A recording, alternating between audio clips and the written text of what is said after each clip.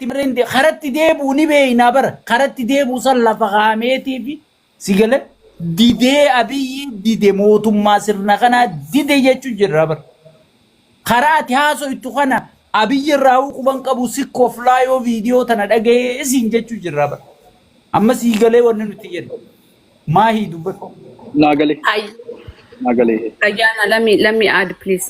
Lal, ibsa galatoon waan qophii kana nu qopheessiteef. Qophiin kun ka qophaa'e akka reefu inni jedhe sani qaxaroodha. Geemii miti qaxaroo dibeetii siyaasaa asirratti qopheessuuf mana kana nu qopheessite si galatoonfanna.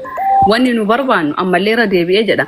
Namni 100% dhibbaan dhibbatti mootummaa kana bakka bu'ee gaarii isaallee badaa isaallee waliin mootummaa kana deeggara ka jedhu fidachuu barbaanna nuu fidaa yoo ka jiraatu taate. Namni akka caffeen dhufuu danda'a. Caffee raamisi guyyaan ka isaa ture.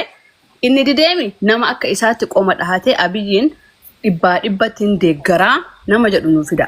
Ayyaanaani gama misoomaa malee gara kaan hin deeggaruu jedhe. Kanaafuu dibeetii kana mana kana keessatti haphiin hin taanu ka'aaba ati bahiiti mana nuu bani mana keetitti ni haasofna achitti bakka nu teenu sanitti dhufee waan barbaade akka barbaadetti dibeetii gochuu dandeenya. Qophii kanarratti garuu mana kana keessatti teennee nama 50-50 deeggaru waliin haasa'uu hin dandeenye. We are done. If you are 100% represent mootummaa miidiyaa irratti anatu godha jettee yoo qoma dhahattee onnee qabaattee akkasii dubbatte dhaabbadhuuti dubbadhu. Aada balazyaa asiin nami ciiree achiin nami ciiree amparsantii haganaa deemaa. Maayi bara amma ayyaanis waan biraan jenne nageenyi sun akkamitti furmaata argatuu danda'a. Amma booda kana caalallee asirra teennee yoo haasa'a oole namni wal tuffachuutu dhufa beete. Bahiiti mana bane achitti dhufee achitti si waliin haafalmu. Deemsa. Gaaffii deemsaan qaba. Yaada deemsaan qaba. Yaada deemsaa amma kan dubbatame keessatti waan ani hin jenne jedheera jedhame. Ani misooma isaa qofaan deeggara hin jenne. Misooma toonteen ikoonomii irrattis wanta jiru nan deeggara. Foreign policy irratti follow kan godhani nan deeggara. Isa tokkummaa biyyaa fi gaaffii sabummaa deebisuu irratti tooftaatti deemamaa jirus nan deeggara. So waan lafa tarreessee kaa'ee otoo jiru misooma qofaan deeggara jedhame misrepresentationidha hakamu yaada. Mee daqiiqa ibsa ayyaanaan xiqqoo lafaan nu maree waan nun barbaanne ho'i nu jala buuste ayyaana dhayxeetumaan mootummaa kuffisuu jettee san jechuutti hin jirru. Namni as jiru kun hawaasuma. Namni dhaaba siyaasaa guddaa irraa bakka bu'aalleen as hin jiru. Wanti nu akkuma ijoolleen jedha wanti irratti deebitii godhuu barbaanne yookiin irratti haasa'uu barbaanne mootummaa kana rakkina mootummaa kana irratti haasa'uu barbaanne bakka mootummaa sanii deeggaraa guutuu taatee deebisuu eegan dandeenye waan ammoo akki jala buufte sanullee mataa san qabannee olii gadi marquun akkuma jarri jedhamu takkaallee faayidaa hin qabu. Nama fuul 100% deeggaru osoo ta'e irra bareedanatti fakkaata. Kana namichi san miidhuu fi yookiin waa godhuuf osoo hin taane hubannoo uummanni akka argatu mootummaan sunillee yoo sirraa akka sirraa'u yoo sirraa'uu hin baanne suutaan adeemsi martuu dhufa. Kana barbaanne dubbiin nu harkaa foffolotamte ani beeku na dhibu sirreessaan. Ni dubbata waan baay'ee barachaa jira uummanni baay'ee waan baay'ee barachaa jira. Kabajamoo kiyya ayyaana takka naa kan dhime. Aye khiyaada darii khaniiti fi fuduu maame. Dabareen kan ana dutan. Ada tumra dhaggeeffachuu turre mariin dhimma uummataan na fakkaata. Yoo mariin karuma lamaan gaggeeffamaa tokko gareelee tokko kan uummataati. Amma yoo marii gareelee ta'e ayyaana wanni jechaa jiru gartee waan gaarii yoo godhan hin deeggara waan kaan ammoo hin deeggaruus hin jedhe. Mormuttiin jiraas hin jenna. Akkas jechuun atis yoo waan gaarii godhan ni deeggarta yoo waan badaa uummatarra godhan ni mormite yoo ta'e adda addummaan qabdanii jechuu barbaadeeti. Wanni bakka kana clear nu godhu barbaachise. Fi bilchiginnaan akka dhaabaatti jechuudha. Gaaf meeqa Jooris dinagdee irratti kun hojii mari'atanii jechaa yaamaa ture. Waa'ee nagee waanuma hunda irratti yaamamaa turte dhufuu sodaataniiti namicha afaan hin beekne tokko laggasee tulluu qajaan ari'anii geetaachoo irratti qayyatanii. Innaa ammuma eeguma geetaachoo qayyatanu maaliif Joorii hojjumaanuu maaf nuti san gubbattu maaliif hin balmannee piippiin akka piippiitti yaadayyuun qabaa. Warri mootummaa kana deeggaran ummata ani ummata ani akkana warri jaanii deeggaran konfidensi hin qaban yeroo baay'ee yoo harkita warri bilchiginaa amma hamilee hin qaban hamilee ani bilchiginaadhaa jaanii ta'anii falmachuudha waan jechuun ajandaa isaanii dhufe hundi dura dhaabbachuu san hin qaban amma warri bilchiginaa yoo harkitan jechuudha. So hage isaan mooraalee akkasiisan qabaatanii nama baqachuu dhiisanitti yookaan uummata Oromoo gidaara qabu dubbii waan taatuuf yoo dhiisnee jechuu barbaade namni itti amanu jiraannaan falmachuu. Okay. Jechuu barbaade. Asirratti yaada gabaabaa adeemsa waanuma xinnoo laggasaa tulluu irraa gara Geetaachoo fi laggasaa irraa gara Naataalam jedhamti kan bakka buutu. Inni kanuma tarreessuuf fayyaa ta'a. Okay, maamee fudhadhume maamee jabana. Yaa galatoomaadha ibsaa keenya gaa atis manni kee kuni gartee mana Aljaziiraa Oromoo Rabbi si haa godhu. Ayyaanaan falmiin irraa karaa mariitti wanni nu jala hanqatanii jiraa waan dhabne guutannaadha yaaduma keenya jechuudha. Ammoo wanti jiru qaama mootummaa balaaleffatuu fi qaama mootummaa deeggaru walitti fiddee waan hawaasa burjaajeessan kana jidduudhaa calaluuf qaama hanqasii hin arkanne hanga qaama akkasii arkattutti nuti sheeka keenya dabaallee leencaas ililliis qopheeffannee jala dhufnee jirra. Hanga immoo qaama akkasii bakka bu'e arkattutti yookaan marii uummataa godhu waanuma ayyaanaan jiru kana. Yookaan ammoo hanga qaama san arkattutti nuti arraaf akka beellama guunnees hawaasa kanarrattis dhugaa keenyaas nu ibsuu qabdaa jechuu barbaanneeti. Silaa daanyaan hin jiru gaa daanyaan suma beellama guutuu takkaffaa lammaffaa nama gizeetaan qabaa nagadhiisa. Mootummaan kun mootummaa Oromooti jedhu arra dhabuu laama nama gizeetaan hawaasa kana rabbashu dhugaa ummataa dhorkee galaana diimaa ililli wannarraa haasa'u arra dhabuun nama 2,000 teenyee kana dhabuun nuti dhugaa jirru ifiin boonnaa. Abiyyi Oromoos ta'uu baatee marroon bakka san dhufee Jawaar dhufee gaafa ummata Oromoo miidhe ni mormina dura dhaabbannee ciccinee hanga wanni Oromoon qabsaa'eef harkamutti warra ja'u. Namoonni sun yoo hin jirre dhugaa keenyaas nu galchi ati jechu. Hanga nama san harkattee beellama nu qabdutti kara mariitti kara yaada ayyaanaan jiru kanatti deemuu ni dandeenya. Irraa walii bu'aa jechuudha. Amma ayyaanaan guutumatti irraa nu bu'ee jira. Nu dura hin dhaabbanne waanuma nuti qabnu qabna. Nutis abiyyi qaceelchuu feena malee ajjeesuu hin feenu. Yoo qaceellee ka marroon gaara jiruuf abiyyi harka micciiruuf malee abiyyi hucciisuu yookaan arakkiloo seenuuf miti. Tolee uummata Oromootiin wal dhagee uummata Oromoo kaifirraa ari'a hooggantoota beeytoota hammatee rakkoo Oromoo irra jirtu kana furee Itoophiyaa gartee sadarkaa amma laalaa arku kana keessaa yoo deebise bareedaadha.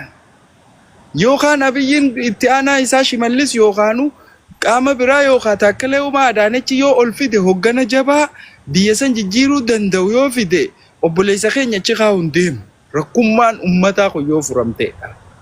Kanaaf qaamni abiyyi gaariidhaa nama kanaan harkattanii nama jaarraa 100 Oromoo dura baratee nama jabaadhaa je'ee mormusan waan dhabneef hanga nama san harkan nutti ayyaana wajji akka gaarii walii galaa waliis galaa turre duraanis jechuu rakkuma takka qabnaa rakkoo akka nuti qabnu ni qaba jechuu barbaadeeti. Kanaaf hedduu galatoomii haqa kaabuttaa sheeka keenyaatis nu galchii fi wiin godhuu sanis nu galchi kara marii sanitti haa deebinu akkam taanaa sanitti jarana Oromoon akkam taana kaja'u san amma ayyaanaan waan san barbaada. Maaltu Oromoof mala wal gaafachuu san barbaadaa jira. Cichoomina osoo hin taane. Sanii galatoomaa ulfaadhaan jaa kanuma warra siyyoo deebine bareeda.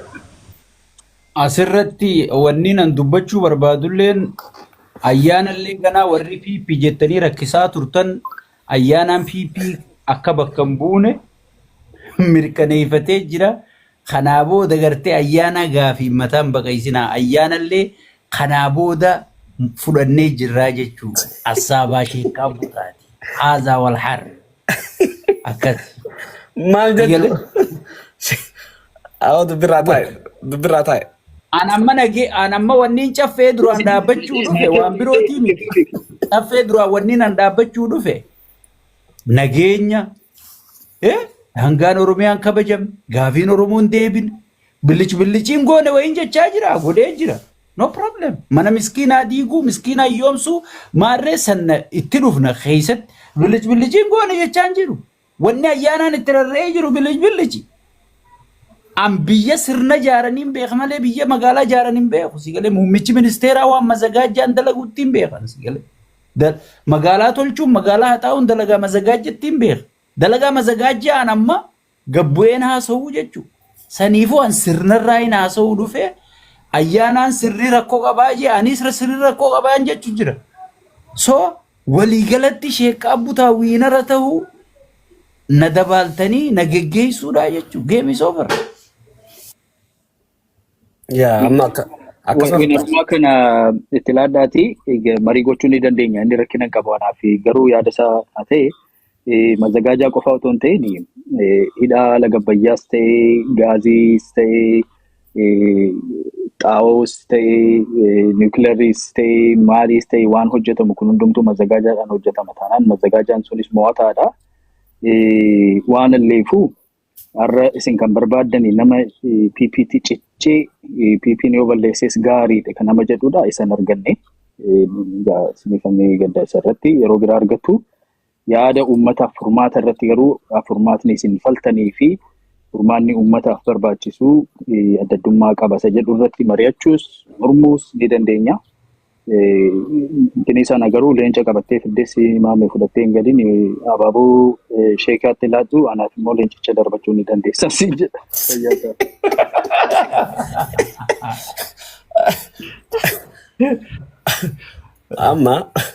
Amma kabajamtoota hordoftoota ilmaan Oromoo keessanii nu daawwachaa jirtan hundi keessanuu dubbii karamitti akka deemaa jirtus hundi agartanii jirtanii dhugaan eessa akka jirtus hunduu namuutuu ni beeka wanni haasonus hin jirru.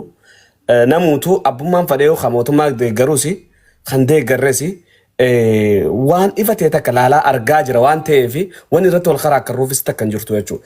Yaanni ayyaanatiin hundi keenyallee waliif galla. Akkamitti furmaanni argamuu danda'a? Furmaata fakkeenyaaf sheekaa buttaan faan kombolchuu tanarratti walii hin gallu tana mormuu dhufe. Dubbiin akkasii miti. Siigalee? Rakkoo sammara ayyaanaan amaneeti rakkoo tana garuu ni kombolchinatti siin amanuu kombolchitanii maal fiddanii eenyu godhattanii dha karaa karu dhufe ayyaanaan. No sanii miti dubbiin jirtu kun dhumatee jira kana yoo marii ta'e marii nagaa wajjin akkamitti furmaanni argamuu dandeessa haasa'uu dandeessan manni keessanii mana Oromooti Freedom Moderator si kannee jira haasisi mariin akkamitti akka argamuu danda'u akkamitti seerrinis hojii ooluu akka danda'u biisan keessatti yoo furmaanni karaa kana argamu ta'e marii adda rakkoo tokko kan qabu. Galatoomii waan goonu I think eega ayyaanaalleen dhufee to be fair eega kaabilleen as jiraate ani waa'uma gaggabaabduu takka akka just to be fair uummata amma asitti argamee waan kanarraa hirmaachuudhaaf dhufee feerii ta'uudhaafi kaaba atii fi namoonni mootummaa kana morman hundinuu mootummaan kuni fundamentally hundeerraa akka jijjiiramu akka achumatti riifoormi ta'uudha qabsoon haasawa reefuu maammi'ee fi ati jettan keessatti nuti abiyyi achi nu haa taa'u waan tana nu haa sirreessu waan jedhaatiin dhaga'ee sanirratti ayyaana yoo isaan waan isaan himan irratti kaatee atis deebisa kennitaa yoo gareellee nama biraa ka biraa faarsee bulaan biraallee jira ofitti dabali kaab mootummaan tun hundee irraahi Oromoof hin taane jijjiiramuu qabdi moo fundamentally achumatti riifoormi taatee qoybamtee tottolfamteetuma jiraachuu qabdi jedhu. Maammi atillee itti dabala. Adeemsa xiqqoo isii waa jedhu. Wanti kun maal nu fayyada nu ka barbaannu rakkoo uummataa dubbannee uummata sanii sagalee taanee warri miidhu sunis akka irraa duubatti deebi'u. Yoo hin taane ammoo uummanni wal duuka ka'ee akka mirga ofii falmatuudha malee mootummaa kuffisnaa mootummaa teessifnaa biyya Ameerikaa teennee jechuun hagam gatii qaba jettanii yaaddu waltajjii kana. Baay'ee bareedaadha. Haga ammaa marii deemsifamtu keessatti qaamni uummataa falmu rakkoo mootummaa bira akka jirtutti quba qaba. qaamni mootummaa deeggaru immoo rakkoon akka warra mormitootaa bira jirutti dubbata. Tanaafi gaaffiin tun rakkoo isaaniitu siin ta'ini. Lakki naan ta'ini osoo hin taane mootummaa kufna jennaan amma karaa tolchitaniif jecha warra silaa. Gaaffii biraa sii qaba eebbisa. Yoo uummanni mootummaan jaalatin yoo mootummaan uummata fayyadin akka laalcha uummataatti yookiin akka waan lafa qabatamatti actual reality lafa jirutti uummanni mootummaa isaan taane kuffisuu hin danda'u. In kuffisa garuu adeemsa qabaadha bar. Achi hin geennedha. Bas amma ayyaana ati dabbaal argatte kunoo eebbisaan ni jira maamnee fi kaabillee walirraa fuudhanii isin lamaan uummanni kaawwan hunduu gadi bu'aati. Maal jechaa jirta? Ani piippiidhaan. Duuba akkam maal haasa'u jirtanii maal kana nu barbaachise? Rakkoo uummataan haasofne maal gootaa goolii ayyaanaa sanii galtaadha malee ani piippiidha siin jechaan jiru bara. Namni piippii deeggaru addunyaa kanarraa haa dhabamu. Nama tokko nama piippii deeggaru. Mariin kun akka deemtu hin barbaaddanii? Marii kana hin fedhanii isa sitti maara. Mariin feene ibsa. Ani amma akka yaada ayyaana hadha maaskii godhatee dhufe haa baafatu ani piippiidhaa jedhuun wajjin haa mormu yookaan isa wajjin wanni haasa'u hin jiru hadhaa. Ani akka kiyyatti na dhageeffadha laal uummata keenya. Ani akka kiyyatti rakkoo uummata irraa dubbachuudha kan barbaadu.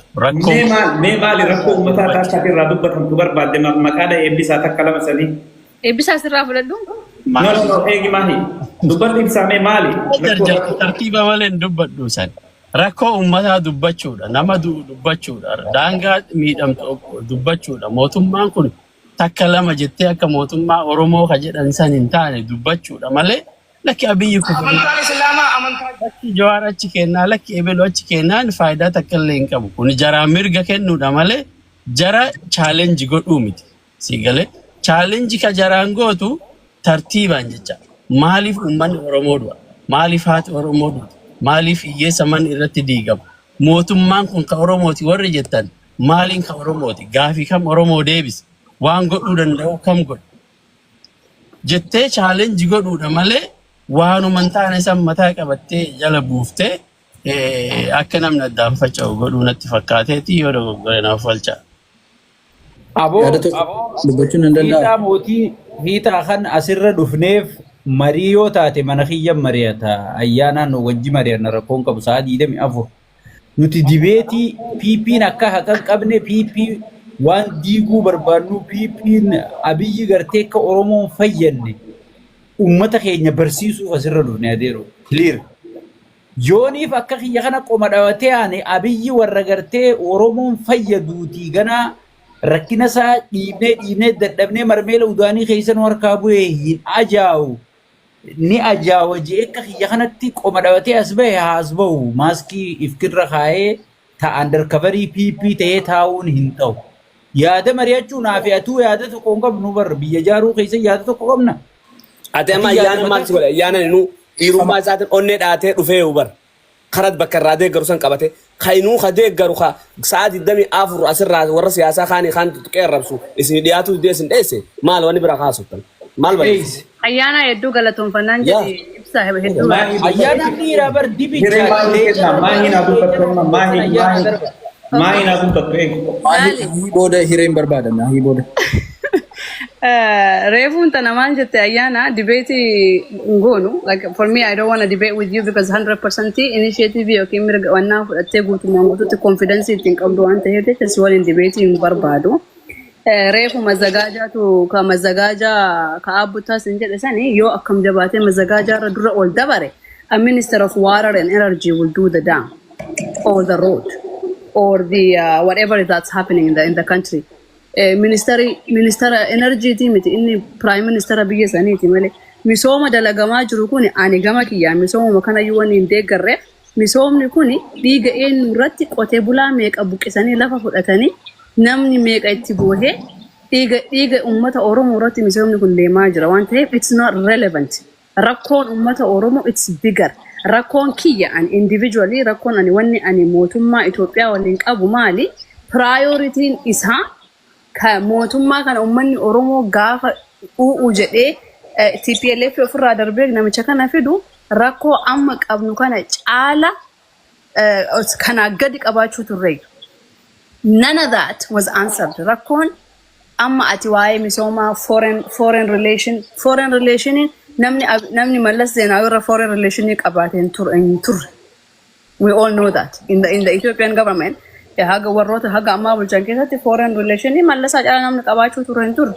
But that didn't help because ummanni on ofirraa darbeef biyya san bulchuutti jira malee inni foreign relationship is for the governing issue. It doesn't really actually help the people in the country.